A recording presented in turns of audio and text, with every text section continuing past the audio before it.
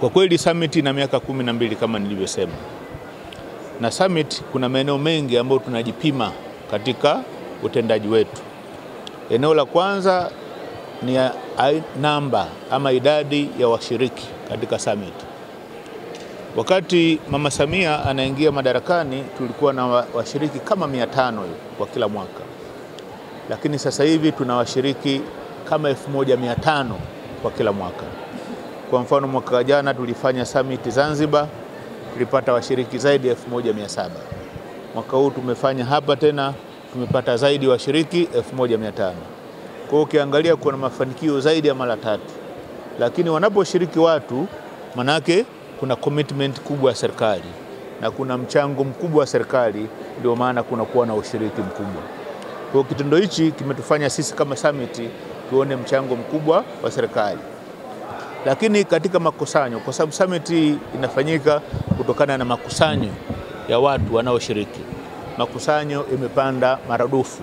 Kwa hata uchumi wa summit katika kujitegemea sasa hivi umekuwa vizuri. Miaka ya zamani mimi kama mwanzilishi, kama mdau mkubwa, kama mwenyekiti nilikuwa nachangia fedha kutoka mfukoni ili kuendesha summit. Lakini tangu mama aingie madarakani kwa kweli sijatoa senti 5 katika kusupport summit. Badala yake summit inajiendesha yenyewe na inatengeneza surplus ambayo inaendesha kuwezesha operation vizuri. Lakini kingine, mama amefungua mipaka. Kabla hajaingia madarakani tulikuwa na washiriki kutoka nje ya nchi kama 15 mpaka 20 kwa kila mwaka. Lakini kwa miaka tangu ameingia madarakani average tunapata washiriki 150 mpaka 200. Mwaka huu tumepata zaidi washiriki 300 kutoka nchi mbalimbali duniani.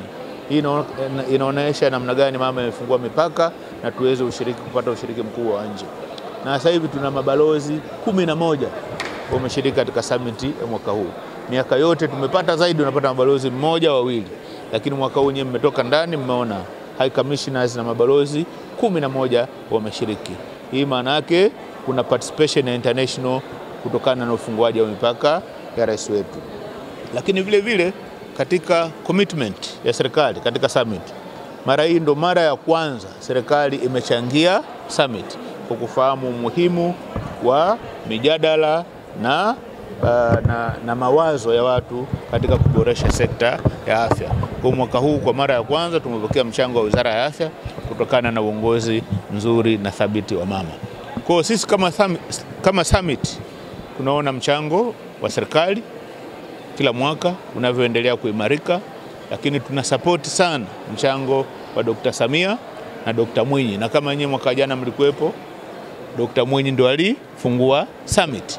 Kwa hii inaonekana namna gani commitment ya serikali kwetu sisi imekuwa kubwa, na tunawashukuru na tunawatakia kila laheri. Kwa kama summit ingekuwa sisi ndo tunachagua, basi kura zote tungempa Dr. Samia, kwa sababu tunaridhika na uongozi wake, tunaridhika na matunda ambayo tunayapata kutokana na uongozi wake imara, lakini tunaridhika na ufunguaji wa mipaka unaofanya summit iende vizuri. Nyinyi mnajua mwaka huu serikali ya Marekani imepunguza sana misaada. Kwa hali ya kawaida, bila ya consistent na stability ya uongozi, nchi yetu ingeyumba.